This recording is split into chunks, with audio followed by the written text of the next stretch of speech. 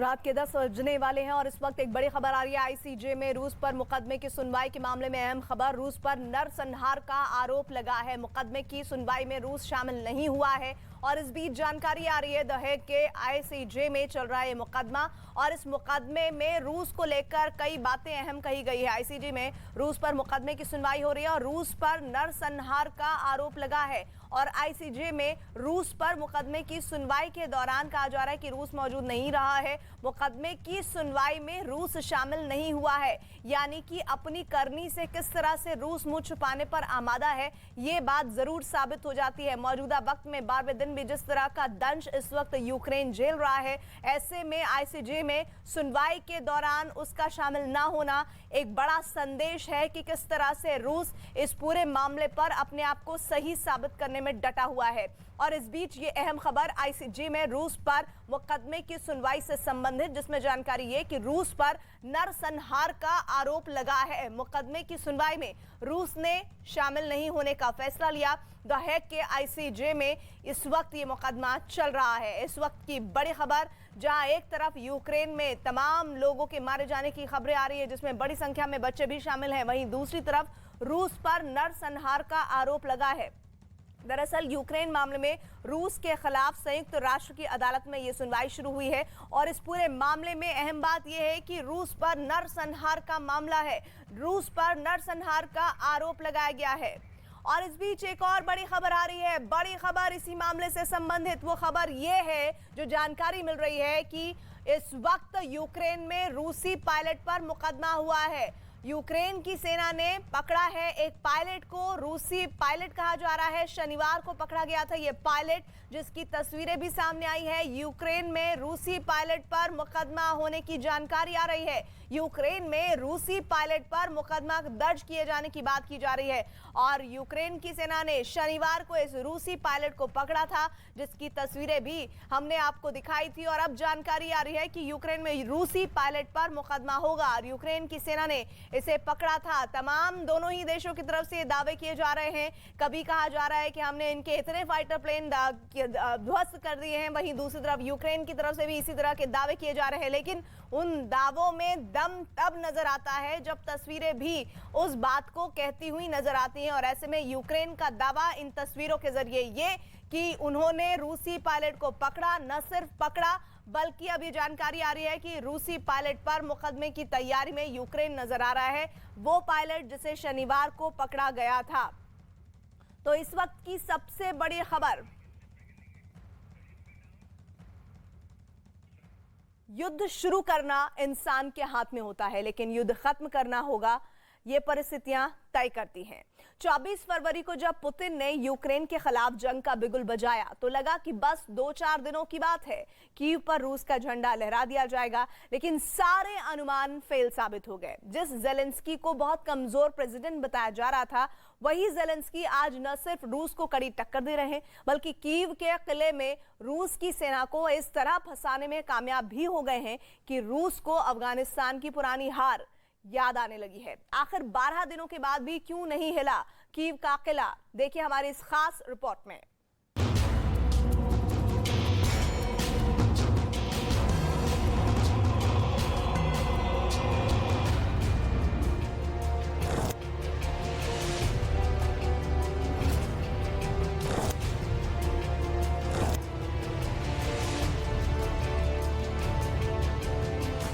युद्ध के 288 घंटे बाद भी कीव डटा हुआ है।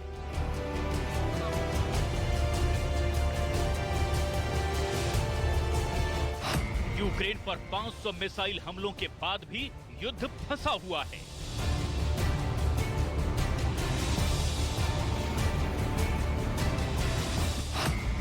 जेलेंस्की पुतिन को जीतने नहीं देंगे, नाटो जेलेंस्की को हारने नहीं देगा।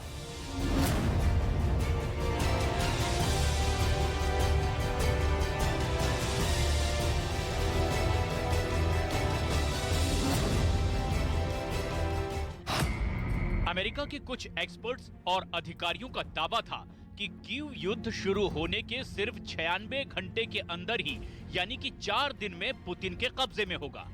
लेकिन युद्ध शुरू होने के 288 घंटे बीत जाने के बाद भी, यानी कि 12 दिन बीतने के बावजूद कीव न सिर्फ डटा हुआ है, बल्कि कीव में रूस की सेना जूझती हुई नजर आ रही है।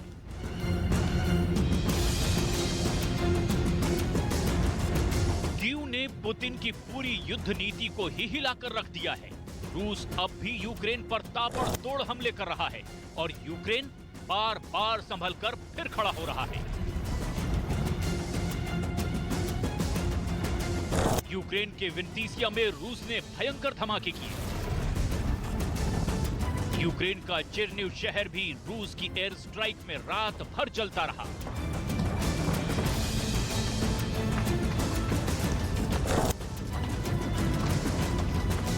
लुहांस के कई तेल डिपो में भारी बमबारी करके रूस ने यूक्रेन की युद्ध लड़ने की क्षमता को भारी नुकसान पहुंचाया। यूक्रेन के माइकोलेव में कई बिल्डिंग्स पर रूसी हमले हुए। ये हमले के वक्त की तस्वीर है। जलती हुई इमारतें हैं और ये उन लोगों की तस्वीर है जो इस इमारत की तबाही के मंजर को देख रहे थे। वीडियो में लोगों का दर्द और आहें भी साफ साफ सुनाई देती है। ये यूक्रेन के एक और शहर माइकोलेव की तबाही की सबसे ताजा तस्वीरें हैं। खार्किव में पिछले 288 घंटों से रूसी लगातार बम बरसा रहे हैं। ये खार्किव की ही एक इमारत में आधी रात हुए जबरदस्त धमाके की आवाज है। जब सुबह हुई तो इस इमारत का हाल कुछ इस तरह से नजर आया। इमारत खंडहर में तब्दील हो गई और सब तरफ तबाही का मंजर दिखाई दिया। 24 फरवरी को जब युद्ध शुरू हुआ था, तब रूस ने अपने करीब 70,000 सैनिकों को यूक्रेन में उतारा और अब युद्ध के 12वें दिन करीब 2 लाख रूसी सैनिक यूक्रेन के शहरों में पुतिन की नाक की लड़ाई लड़ रहे हैं। अब यूक्रेन को घुटनों पर लाने के लिए एयर स्ट्राइक और मिसाइल की मार के अलावा पुतिन ज़ेलेंस्की के खिलाफ जबरदस्त प्रोपेगेंडा भी चला रहे हैं। ये यूक्रेन का खैरसॉन शहर है, जहां लोग यूक्रेन के खिलाफ भी रैली निकालकर विरोध प्रदर्शन कर रहे हैं। रूस की सेना इस तरह के वीडियो को प्रायोजित कर रही है। पुतिन ये दिखाना चाहते हैं कि वो यूक्रेन के लोगों को ज़ेलेंस्की के शासन से आजादी दिला रहे हैं। आज युद्ध का 12वां दिन है और कीव अभी भी पूरी तरीके से रूसी कब्जे में नहीं आया। अभी भी वहां डिस्टेंट तरीके से रॉकेट मिसाइल से हमले हो रहे हैं, एयर अटैक हो रहे हैं। कीव का 12वें दिनों तक युद्ध में बने रहना अपने आप में रूसी रणनीति को काफी चैलेंज करता है। रूस ने ये कभी नहीं सोचा था कि कीव 12 दिन तक टिकेगा। उनकी स्ट्रेटजी ये थी कि कीव चौथे या 5वें दिन गिर जाएगा और वहां पे रूसी सेना का पूरा कब्जा हो जाएगा, लेकिन ऐसा नहीं हो सका।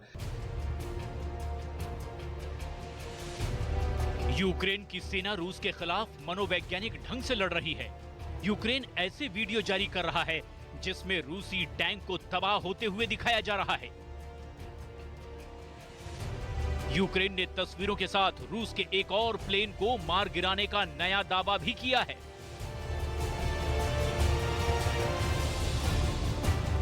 अब जरा समझिए कि आखिर कैसे ज़ेलेंस्की ने यूक्रेन को युद्ध के लिए तैयार कर दिया। 24 फरवरी को रूस ने यूक्रेन पर हमला किया और 24 फरवरी को ही ज़ेलेंस्की ने यह आदेश जारी कर दिया कि 18 से 60 साल के बीच के पुरुष यूक्रेन नहीं छोड़ेंगे। 18 से 60 साल के यूक्रेनी पुरुषों को युद्ध की तैयारी का निर्देश दिया गया। यूक्रेन में 18 से 60 साल की उम्र के 1,70,00,000 पुरुष हैं। ज़ेलेंस्की के ऐलान के बाद यूक्रेन के लाखों वॉलंटियर्स यूक्रेन की आर्मी के साथ खड़े हो गए और यही वजह है कि रूस की आर्मी को यूक्रेन के अंदर वैसा खुला मैदान नहीं मिला जैसी कि रूस को पहले उम्मीद थी। इसको एक डिस्टेंट बैटल के रूप में लिया। जब भी कोई सेना पूरी तरीके से किसी भी शहर पे कब्जा करने के लिए अपने सारे सैन्य सामग्री का इस्तेमाल नहीं करती, तब ऐसी हालत होती है। उन्होंने सोचा कि पहले कीव पे दूर से हमला किया जाए, एयर अटैक किया जाए, मिसाइल अटैक किया जाए, जिसकी वजह से कीव उनके कब्जे में नहीं आ सका, क्योंकि उसका physical occupation by the troops नहीं हो सका। पुतिन को इस युद्ध में अपने सैनिकों का बलिदान देना पड़ रहा है और पुतिन जब यूरोप से दुश्मनी कर बैठे हैं तो उनको अपने एक एक सैनिक की जान की हिफाजत भी करनी होगी। और यही वजह है कि अब पुतिन यूक्रेन के खंडहर जैसे शहरों पर कब्जे के लिए सीरिया के सैनिकों का इस्तेमाल करना चाहते हैं। यूक्रेन में युद्ध के लिए रूस सीरिया के लड़ाकों की भर्ती कर रहा है। लड़ने के लिए रूस सीरियाई लड़ाकों को वेतन पर रखने का प्लान बना रहा है। सीरिया के इन लड़ाकों को शहरी क्षेत्रों में लड़ने का 10 साल का अनुभव है। ब्रिटेन के chief of defence staff Tony Radakin ने भी कहा है कि जेलेंस्की और उनकी बहादुर फौज ने जबरदस्त पराक्रम दिखाया है। ब्रिटेन के चीफ ऑफ डिफेंस स्टाफ ने कहा, रूस अफगानिस्तान की तरह यूक्रेन में भी फंस गया है। एक हफ्ते के अंदर रूस को काफी ज्यादा नुकसान हुआ है। जब युद्ध शुरू हुआ था उसके तुलना में आज रूस की ताकत घटती हुई नजर आ रही है। यूक्रेन में पुतिन की जीत अब आसान नहीं है। यूक्रेन में अब और ज्यादा अंधाधुंध गोलीबारी देखने को मिल सकती है। यूक्रेन के लोगों को वीरता दिखाने के लिए बहुत बहुत धन्यवाद। यूक्रेन के राष्ट्रपति का सवाल है, वो जिस बैकग्राउंड से आते हैं और जिस तरीके से उन्होंने सत्ता संभाली और जिस तरीके से उन्होंने यूक्रेन को एक नाटो का सदस्य बनाने के लिए अपना पॉलिटिकल करियर दांव पे लगाया, उससे ये लगता है कि उन्होंने यूक्रेन की स्थिति को समझा और एक राष्ट्रवाद की भावना को अपने जनमानस में जागृत किया। वो सड़कों पे आए और उन्होंने बोला, ये हमारा कंट्री, इसके लिए हम लड़ेंगे, ये हमारे लोग हैं, इसके लिए हम लड़ेंगे, किसी भी तरीके से यूक्रेन की संप्रभुता पे आंच नहीं आने देंगे। अब सवाल ये है कि आखिर यूक्रेन और कितने दिन रूस के खिलाफ लड़ाई लड़ सकता है। अगर जेलेंस्की को नेटो का सपोर्ट मिलता रहा तो रूस के लिए मुश्किलें और बढ़ सकती हैं।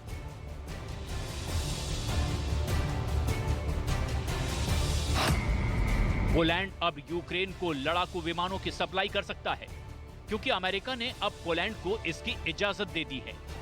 रूस पहले ही पोलैंड को चेतावनी दे चुका है कि इसे सीधा युद्ध माना जाएगा, लेकिन चेतावनी के बावजूद पोलैंड का ऐसा कदम कीव के किले को और ज्यादा मजबूत बना सकता है।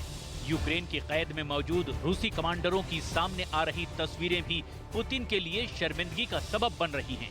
दिमित्री मिखाइलोविच को गुरुवार को यूक्रेन की सेना ने कैद कर लिया था।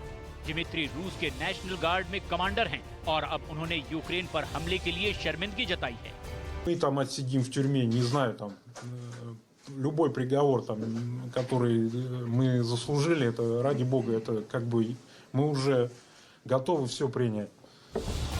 युद्ध जितने दिन और आगे बढ़ेगा, पुतिन की मुश्किलें भी बढ़ती चली जाएंगी। पुतिन को अपनी साख बचाने के लिए अब युद्ध जल्द से जल्द खत्म करना ही होगा।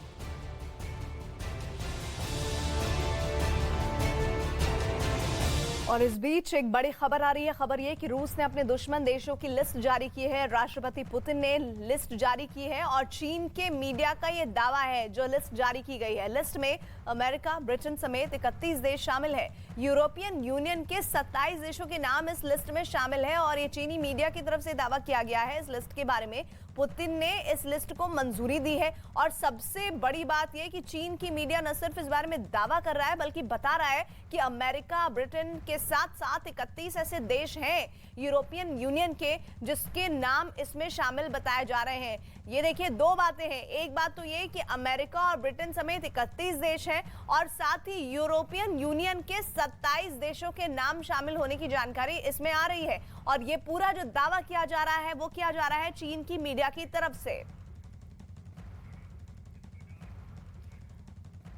रूसी सेना का यूक्रेन के अलग अलग शहरों पर बमबारी का सिलसिला बदस्तूर जारी है और इसी तरह से सेना के जंगी जहाज और मिसाइलें आसमान से यूक्रेन के अलग अलग शहरों पर कहर बनकर टूट रहे हैं, तो जमीन पर भी रूसी सेना के काफिले यूक्रेन के अलग अलग इलाकों में उसके छोटे बड़े शहरों पर कब्जा करते जा रहे हैं।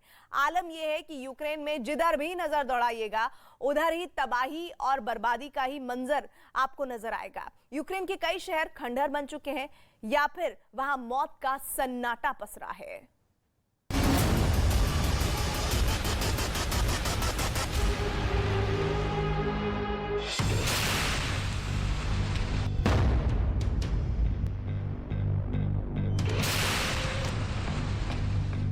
On the basis of this false allegation, Russia is now engaged in a military invasion of Ukraine.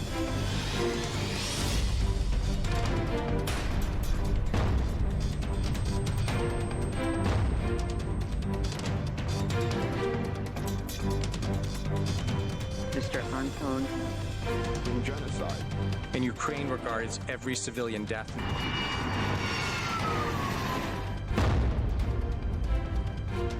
तबाही का 12वां दिन।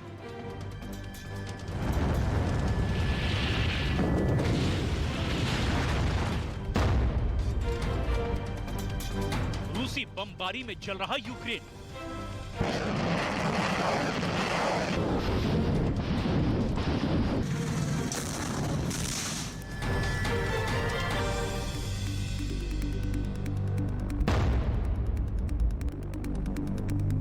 आईसीजे में रूस के खिलाफ मुकदमा शुरू। I now give the floor to the agent of To appear before you today, the feeling which Russia's military confront the king. Putin के खिलाफ सबसे बड़ा मुकदमा।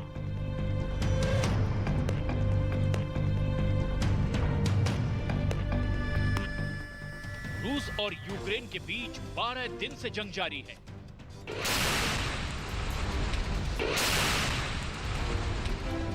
और इन 12 दिनों के दौरान भी यूक्रेन में कुछ नहीं बदला। रूसी सेना के जंगी जहाज और मिसाइलें आसमान से यूक्रेन के अलग अलग शहरों पर कहर बनकर टूट रहे हैं।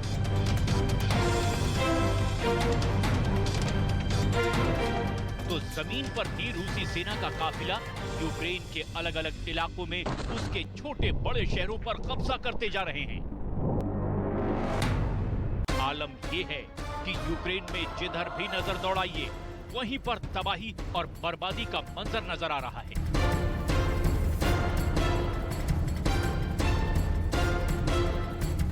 यूक्रेन के कई शहर खंडहर में तब्दील हो चुके हैं या फिर वहां मौत का सन्नाटा पसरा है।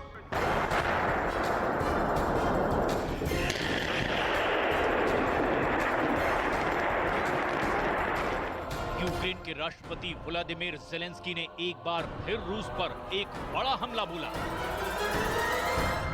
और कहा कि रूसी सेना अब यूक्रेन के शहरों में उसके रिहायशी इलाकों को निशाना बनाकर उन पर बमबारी कर रही है।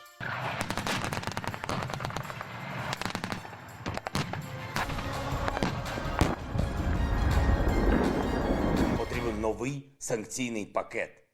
Нові санкції, нові санкційні кроки проти війни заради миру. Бойкот російського експорту. Зокрема, відмова від нафти і нафтопродуктів з Росії. Це можна називати ембарго, а можна просто мораллю. Коли відмовляєшся давати гроші терористу. यूक्रेन के राष्ट्रपति व्लादिमीर ज़ेलेंस्की ने अपने बयान में जिस मिकोलिएव शहर का जिक्र किया है, ये वही मिकोलिएव शहर है। रूसी बमबारी की आग में जलता ये शहर राष्ट्रपति ज़ेलेंस्की के दावों का जीता जागता सबूत है। एक तरफ यूक्रेन रूसी सेना की कहर बरपाती बमबारी के बाद जलता रहा, तो वहीं दूसरी तरफ नीदरलैंड्स के शहर द हेग में आईसीजे यानी इंटरनेशनल कोर्ट ऑफ जस्टिस में यूक्रेन की जंग पर रूस के खिलाफ मुकदमे की सुनवाई शुरू हुई। दरअसल यूक्रेन सरकार ने आईसीजे में रूस के खिलाफ नरसंहार का मुकदमा दर्ज कराया है। यूक्रेन के प्रतिनिधि तो मुकदमे की सुनवाई में मौजूद थे, लेकिन रूस ने इस मुकदमे की सुनवाई में अपना पक्ष रखने के लिए अपने प्रतिनिधि को नहीं भेजा। मुकदमे के दौरान यूक्रेन के प्रतिनिधि ने रूस पर नरसंहार का आरोप लगाते हुए कहा कि अब वक्त आ गया है जब रूस को रोकना जरूरी हो गया है। यूक्रेन के प्रतिनिधि ने सुनवाई के दौरान अपना पक्ष रखते हुए कोर्ट को ये भी बताया कि इस जंग की वजह से उसके 20 लाख नागरिक यूक्रेन छोड़कर दूसरे देशों में शरणार्थी की तरह जिंदगी जीने के लिए मजबूर हो गए। यूक्रेन के प्रतिनिधि ने यह भी कहा कि अगर ये जंग यूं ही जारी रही तो 40 लाख से भी ज्यादा यूक्रेनी नागरिक देश छोड़ सकते हैं। That Ukraine has experienced firsthand Russia's disrespect for international law. Now the world understands the depth of its disrespect and the hate of its cruelty. The fact that Russia's seats are empty speaks loudly. They are not here in this court of law. They are on a battlefield, waging aggressive war against my country. This is how Russia solves disputes. But Ukraine has another position and respects international law and this court of law. But even still, Russia knows that international law matters. Why else?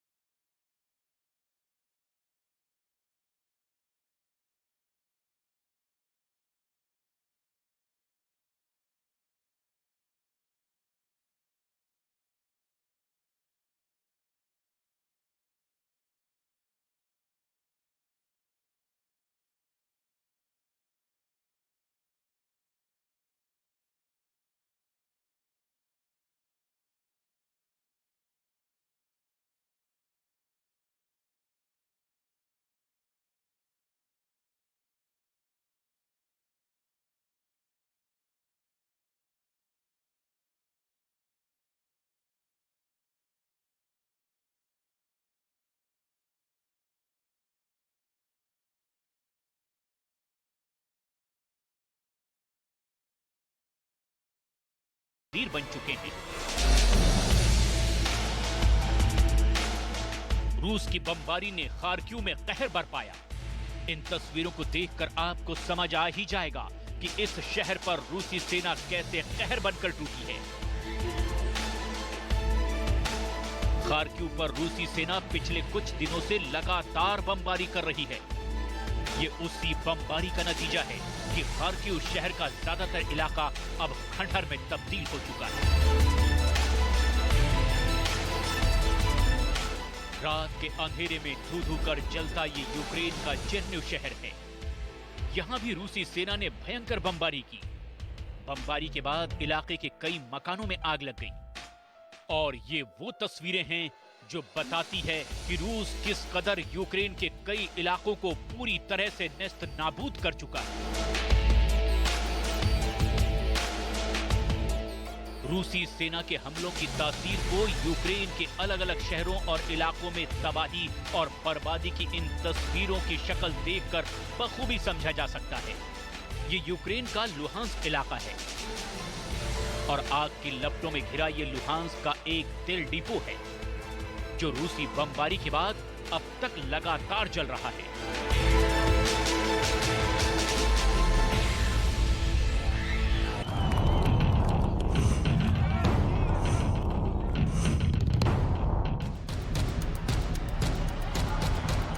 रूस और Ukraine के बीच जारी जंग के दौरान रूस के राष्ट्रपति पुतिन एक हकीकत नजरअंदाज कर रहे हैं कि यूक्रेन के नागरिक इस जंग में अपना सब कुछ स्वाहा कर देने के लिए भी तैयार हैं। तभी तो यूक्रेन के 18 से 60 साल तक के मर्द अपने देश के लिए मर मिटने के लिए तैयार दिखाई देते हैं।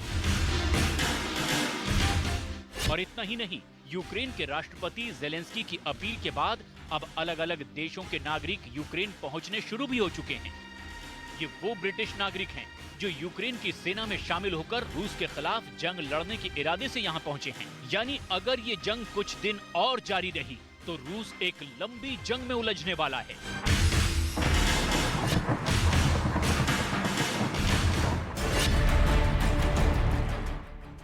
इस हकीकत से तो कोई भी इनकार नहीं कर सकता कि रूसी सेना के कहर से यूक्रेन में आम लोगों में दहशत फैली हुई है। लेकिन बावजूद इसके वो रूसी सेना का डटकर मुकाबला कर रहे हैं, चाहे हथियारों के साथ हों या निहत्थे। यूक्रेनी नागरिक रूसी सेना के खिलाफ यूक्रेन के अलग अलग शहरों में रैलियां भी निकाल रहे हैं, यानी जिससे जैसे बन पड़ता है रूस की सेना का विरोध कर रहे हैं। फिलहाल यूक्रेन के कई दूसरे शहरों पर रूसी सेना के हमले लगातार जारी हैं। हालांकि यूक्रेन की सेना रूसी सेना का सामना बड़ी ही बहादुरी से कर रही है, लेकिन इस जंग का अंजाम क्या होगा, इस हकीकत से भी दुनिया अनजान नहीं है। रूस के राष्ट्रपति व्लादिमीर पुतिन इस बात का ऐलान पहले ही कर चुके हैं कि यूक्रेन की सेना के सरेंडर करते ही रूस सीज फायर का ऐलान कर देगा। लेकिन यूक्रेन की सेना रूस के सामने हथियार डालेगी, ऐसा दूर दूर तक नजर नहीं आ रहा। यानी एक बात तो तय है कि जिस भी दिन रूस और यूक्रेन के बीच ये जंग रुकेगी, तब तक यूक्रेन के कई खूबसूरत शहर शमशान में तब्दील हो चुके होंगे। इस बीच एक बहुत बड़ी खबर आ रही है, खबर रूस के तेल टैंकरों पर हमले से संबंधित, जिसमें जानकारी ये मिल रही है कि यूक्रेनी हमले में रूसी टैंकर तबाह हुए हैं। रूसी तेल टैंकरों का काफिला तबाह होने की जानकारी मिल रही है और रूस के तेल टैंकरों पर यह बड़ा हमला यूक्रेन की तरफ से माना जा रहा है। 12वें दिन आर पार की लड़ाई और इस दरमियान देखिए तस्वीरें भी आपके सामने, जहां तापमान माइनस में है, वहां रूसी सैनिकों के जो तेल टैंकर है उनको टारगेट किया है यूक्रेन की तरफ से।